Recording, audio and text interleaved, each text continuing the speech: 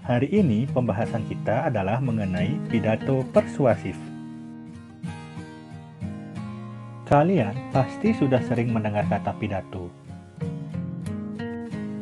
Namun, beberapa di antara kalian mungkin baru pertama kali mendengar istilah pidato persuasif. Pasti kalian bertanya-tanya, apa sih artinya pidato persuasif? Apa pula tujuan dari pidato persuasif? Nah, dalam video ini akan kita bahas semuanya. Pidato persuasif merupakan bagian dari teks eksposisi.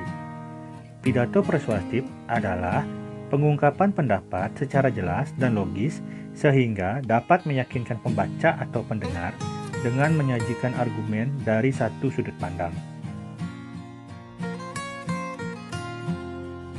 Adapun tujuan dari pidato persuasif adalah untuk meyakinkan audiensi agar melakukan sesuatu. Apakah kita ingin agar orang ikut pemilihan presiden, berhenti mengotori bumi, atau mengubah pikiran orang tentang persoalan penting, mengajak orang peduli?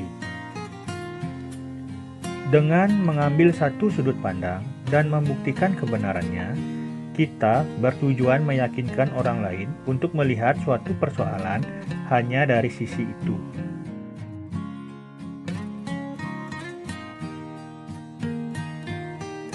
Berikutnya, kita akan berbicara mengenai cara-cara memersuasi. Ada etika, emosi, dan logika. Yang pertama adalah etika. Etika berkaitan dengan apa yang baik dan apa yang buruk, serta tentang hak dan kewajiban moral atau akhlak. Contohnya, daur ulang adalah hal benar yang kita lakukan. Memubazirkan sumber daya kita yang terbatas sama dengan mencuri hak anak cucu kita di masa depan. Ini tidak bermoral. Selanjutnya, emosi. Emosi berkaitan dengan luapan perasaan yang berkembang dan surut dalam waktu singkat. Contohnya, coba pikirkan jutaan hewan yang kehilangan rumahnya setiap hari akibat pohon yang ditebang. Jika daur ulang berkelanjutan, kita dapat menyelamatkan banyak hutan yang indah.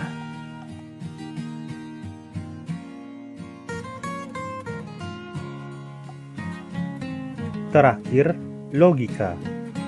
Logika berkaitan dengan jalan pikiran yang masuk akal.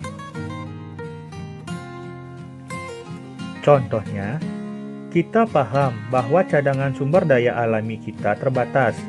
Kita dapat memperpanjang cadangan kita dengan daur ulang.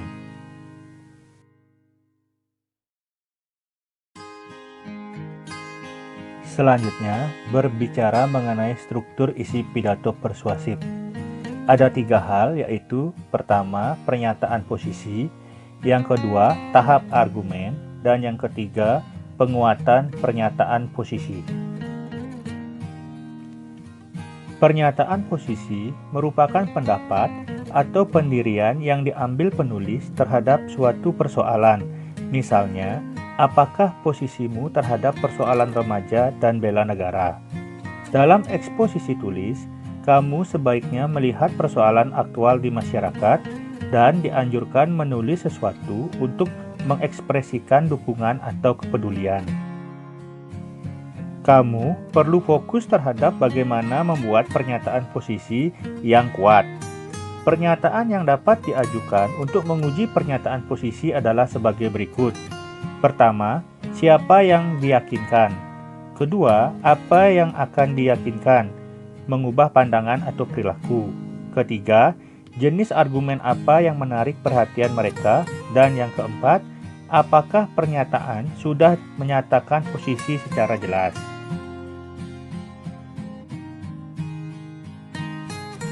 Berikutnya, tahap argumen. Argumen perlu dikembangkan dan didukung secara logis, dibuktikan dengan alasan, contoh-contoh, bukti pakar, dan informasi statistik. Agar argumen efektif dan meyakinkan, kita harus menyertakan fakta pendukung, contoh, tabel, gambar, dan kutipan. Penggunaan istilah yang kurang jelas maknanya sebaiknya dihindari. Urutan argumen tergantung penulis, mulai dari argumen paling kuat atau mulai dari argumen yang paling lemah hingga ke yang paling kuat. Setiap pengembangan pikiran atau argumen berisi sejumlah kalimat. Setiap paragraf disusun dengan kalimat topik yang berkaitan dengan gagasan utama paragraf sebelumnya. Hampir semua paragraf memiliki satu gagasan utama yang dikembangkan dan membentuk bagian dari teks eksposisi keseluruhan.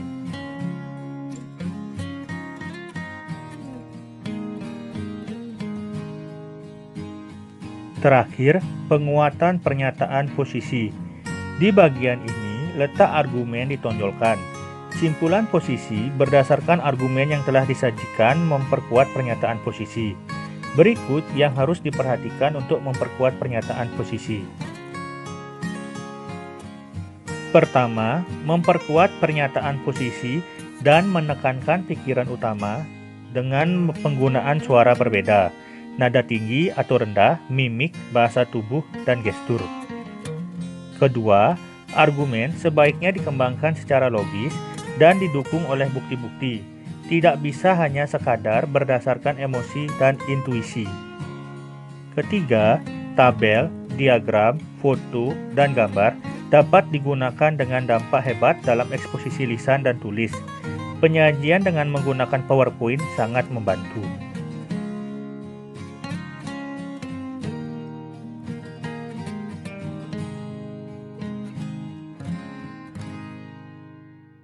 Selanjutnya, kita berbicara mengenai ciri-ciri kebahasaan teks pidato persuasif.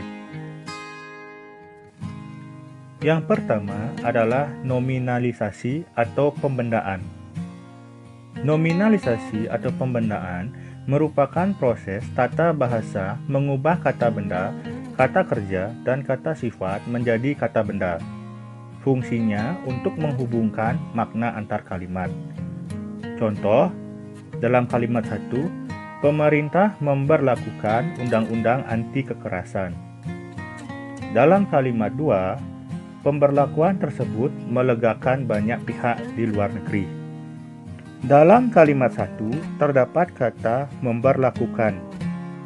Memberlakukan adalah kata kerja.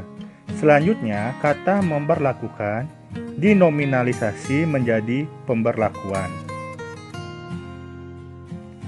Contoh lainnya, membangun menjadi pembangunan, mendaur ulang menjadi pendaur ulangan, berhasil menjadi keberhasilan, merintis menjadi perintisan.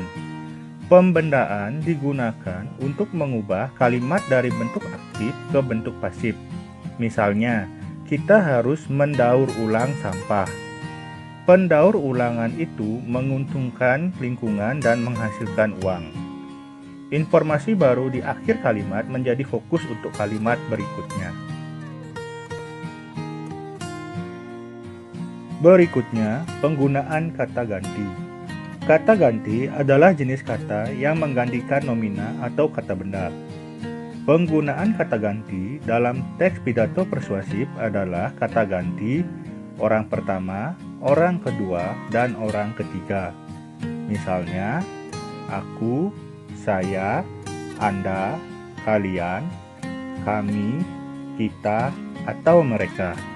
Contoh, kita harus peduli pada lingkungan. Selanjutnya adalah kalimat pasif. Kalimat pasif adalah kalimat yang subjeknya dikenai suatu perbuatan atau aktivitas. Biasanya diawali oleh awalan ter atau di. Contoh, sembako diberikan oleh dermawan kepada warga.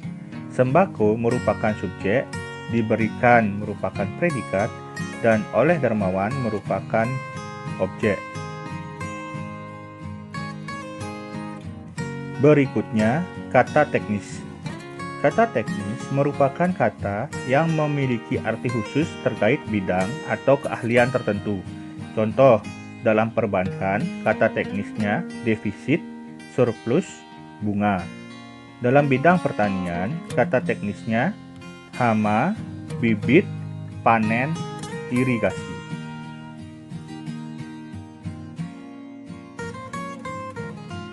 Sinonim dan antonim.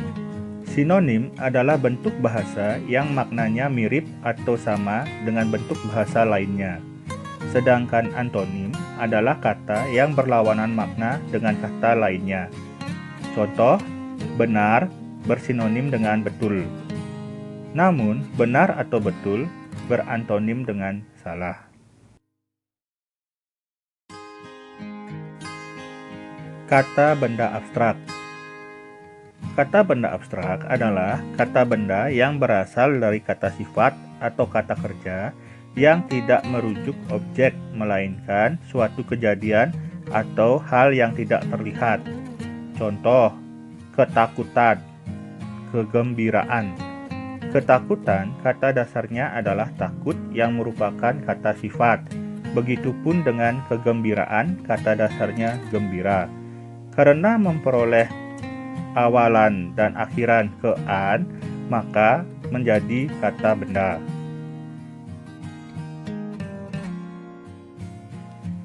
Berikutnya, kata emotif. Kata emotif adalah kata yang berkaitan dengan perasaan. Contoh, penggunaan sumber daya kita secara berlebihan akan menghancurkan tanah. Kalimat tersebut mencoba menggugah emosi pendengar dan pembaca.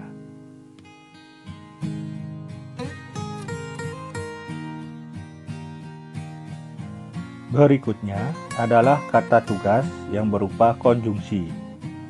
Konjungsi merupakan ungkapan penghubung atau kata penghubung antar kata, antar frasa, antar klausa, dan antar kalimat. Misalnya, sebab, karena, atau, namun, kemudian, lalu, sebelum, oleh sebab itu, oleh karena itu, sehingga, dan sebagainya. Contoh, sebelum menentang keputusan itu, kita harus berpikir dengan bijak. Terakhir, modalitas. Modalitas merupakan pernyataan yang menyuguhkan atau menginginkan kemungkinan atau keharusan. Misalnya, mungkin, dapat, akan, barangkali, nyaris, seharusnya, pasti, tentu, sebenarnya, dan sebagainya. Contoh, kami akan mendukungmu.